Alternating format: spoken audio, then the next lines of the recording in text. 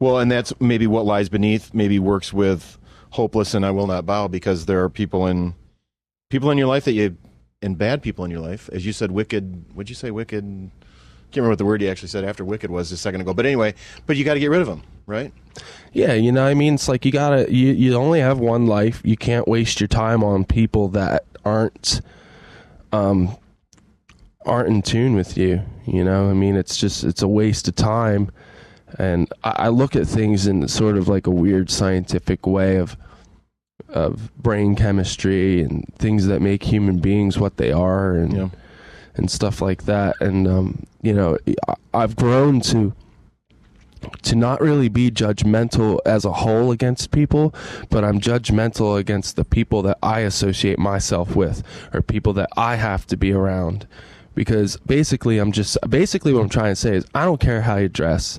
I don't care how you act, and I don't care what you say, as long as you don't associate me with it. And I think that that's fair. You know, a lot of people would say, "Oh, you know," and I've heard people say, "Well, you know, why do you have it so that you know it's your way? Your way is right, and this and that." And I'm like, "Well, when it comes to myself, yes, my way is right because I'm going to live the way I want to live, and I'm going to be associated with who I want to be associated with."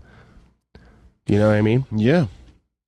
How do you where do you find guidance for that? You know what I mean? I mean, because I think I can think that too, and I can live the way I want to live, but somewhere I've got to have a mentor, a guru, a book, an album of music that reminds me of how I really, because, you know, you can go down some paths that are deep and dark and nasty and not good, you know, because you can kind of, and it's a slippery slope when you go to that place, as I'm sure you know. And you know, and I don't, I mean, where do you go for that sort of inspiration that, okay, this is who I want to be and this is how I want to live on those times when you are afraid you might bow, you know?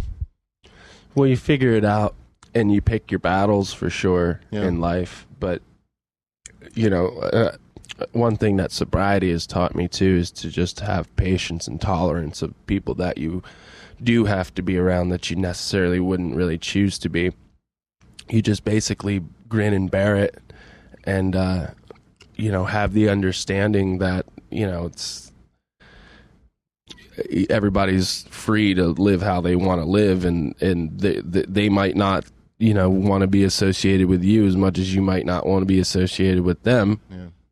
And like, you know, when I was an alcoholic, I would just say things that were on my mind all the time, and I would make judgments against people that I, you know, don't really have a place to have judgments against, even though I do have to be associated with them. Right. And now I just do the politically correct thing and keep my mouth shut and get through what I need to get through, and at the end of the day associate with those people that I want to associate with.